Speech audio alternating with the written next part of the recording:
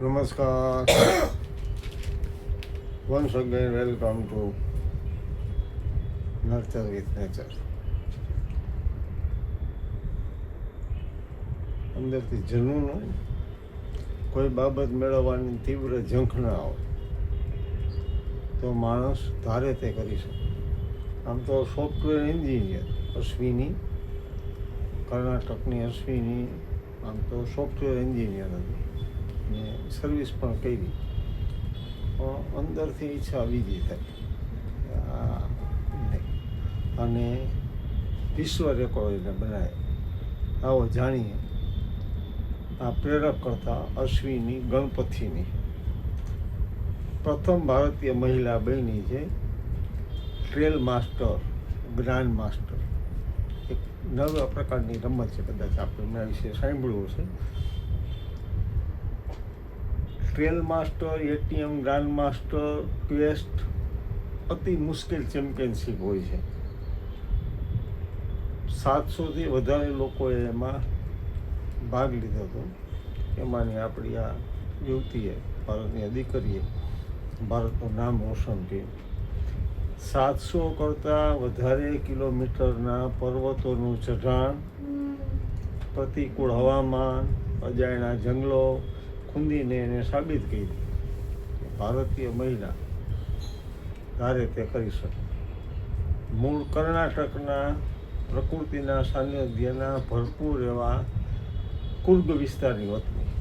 કુર્ગ આપ જાણો છો, ફરવા ગયા છો, પહાડો ને ટેકરાઓ વચ્ચે પ્રકૃતિની ગોદમાં એ ઉછરી. આઈટીમાં ગઈ, સોફ્ટવેર એન્જિનિયર પણ બની અને 9 વર્ષ સુધી એને જોબ પણ કરી. 2015માં ને રનિંગ પ્રત્યે જુસ્સો હતો, કોર્પોરેટર ફિલ્ડને અલવિદા કહી દીધું.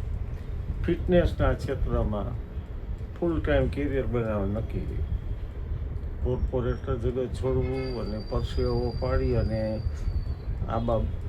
બીજી બાબતમાં જવું અઘરું, ઘણી તકલીફ હતી, પણ પોતાના ઈરાદાને વળગી રહી.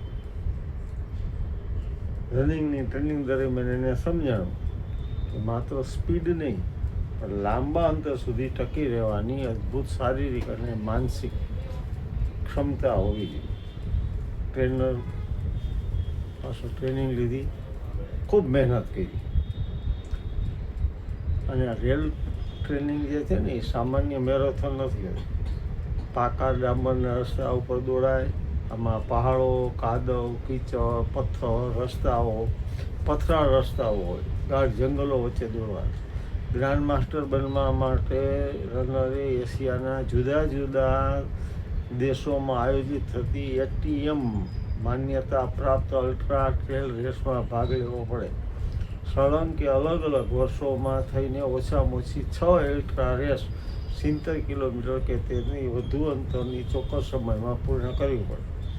હજારો મીટરનું વર્ટિકલ ચઢાણ, ઉતરાણો. અશ્વિનીએ મલેશિયા, થાઈલેન્ડ, ઇન્ડોનેશિયા અને જાપાન જેવા દેશોની અત્યંત ખતરનાક રેસ સફળતાપૂર્વક પૂર્ણ કરી અને ગ્રાન્ડ માસ્ટરનું બિરુદ મેળવીને ભારતનું નામ રોશન કર્યું. અલ્ટ્રા મેરેથોનર માટે એનર્જી જાળવી રાખવી સૌથી મહત્વનું અને મોટાભાગના આંતરરાષ્ટ્રીય એથ્લેટ નોન વેજ ડાયટ પર નિર્ભર હોય છે, જ્યારે અશ્વિની સંપૂર્ણ શાકાહારી. મલેશિયા કે જાપાન જેવા દેશોમાં શુદ્ધ શાકાહારી ખોરાક મેળવવો મુશ્કેલ હોય છે, પણ એ એની રીતે મેનેજ કરી લે. સફળતાનું શ્રેય પરિવારને આપે છે,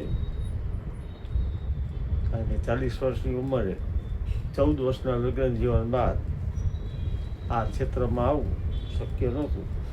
અને એના પિતાને થેન્ક્સ કહે છે અને એના પતિ સંદીપે એને ખૂબ મોટિવેટ કરી, તાકાત આપી. ક્યારેક ઈજા પણ થતી તો વળી પાસે મન મક્કમ કરી અને આગળ આવી. તમે યુટ્યુબમાં અશ્વિની ગણપતિ લખશો એના વિડીયો જોવા મળશે, પ્રેરણા મળે. એવી ના હિંમત કરે ન થાય. તમારી જે હોબી હોય, એક શોખ હોય પૂરો કરવાનો, મનોરથ હોય, એ પૂર્ણ થાય you can if you think. I can I will સૂત્ર છે ને, કરીશ, મારાથી થશે અને હું કરીશ જ. મુશ્કેલીઓ આવે તો મુશ્કેલીઓનો સામનો કરીને તો આવી પ્રેરણાત્મક વાતો આપણને જાણવા મળે. આભાર. દેવળી થોરિયાનો મહિલા જીવનમાં દર મંગળવારે એક ઘટના લાવે છે જે આપણને પ્રેરક બને. આપણે ગમી હશે, બીજાને પણ ફોરવર્ડ કરજો. મળીશું ફરી પાછા આપણે બીજા વિષય સાથે. પ્રણામ. જય